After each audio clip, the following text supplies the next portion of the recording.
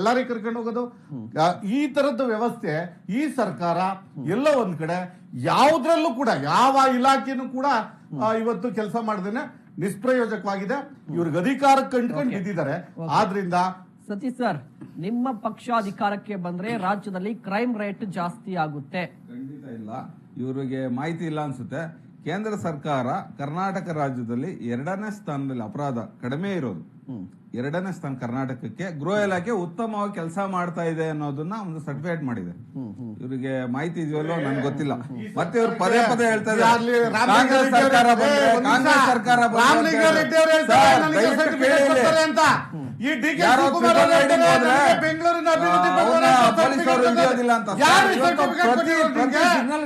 ಕ್ಯಾಮ್ರಾಗಳಿದೆ.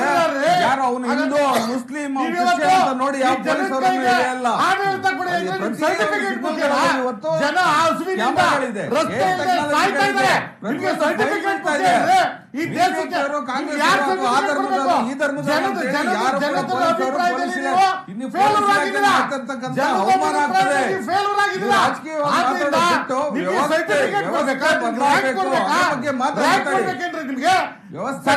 ಕರ್ನಾಟಕದ ಆದಾಯ ಇದೆ.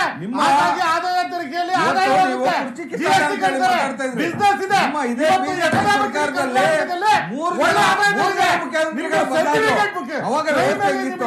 ಸರ್ಟಿಫಿಕೇಟ್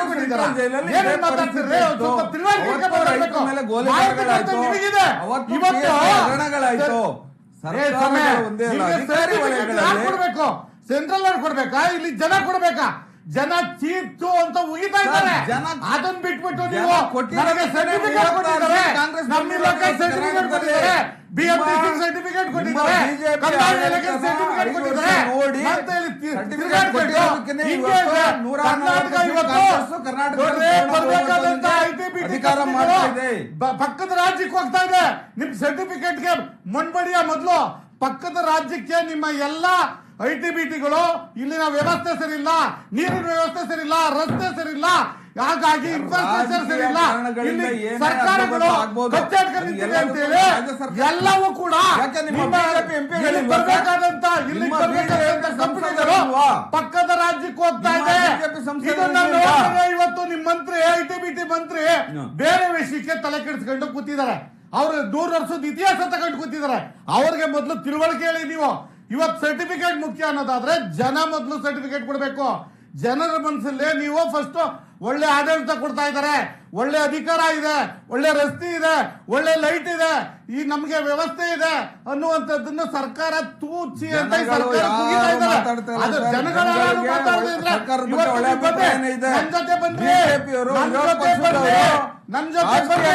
ಮಾತಾಡ್ತಾ ಇದ್ದಾರೆ. ದೇಶದಲ್ಲಿ GST 375 ವಸ್ತುಗಳ ಬೆಲೆಯನ್ನ ಕಡಿಮೆ ಮಾಡಿ ಜನ ನೆಮ್ಮದಿಯಾಗಿದ್ದಾರೆ. ನೀವು ಮಾಡಿದ್ದೇನೋ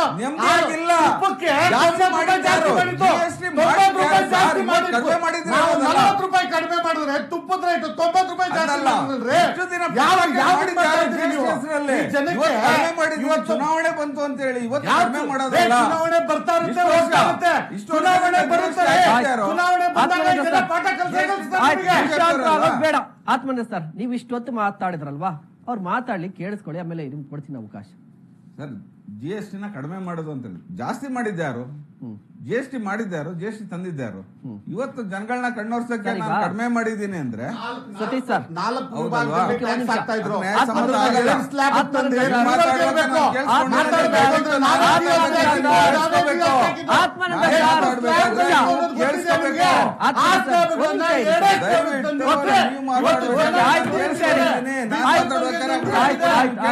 ಒಂದ್ ನಿಮಿಷ ಅವ್ರು ಮಾತಾಡ್ಲಿ.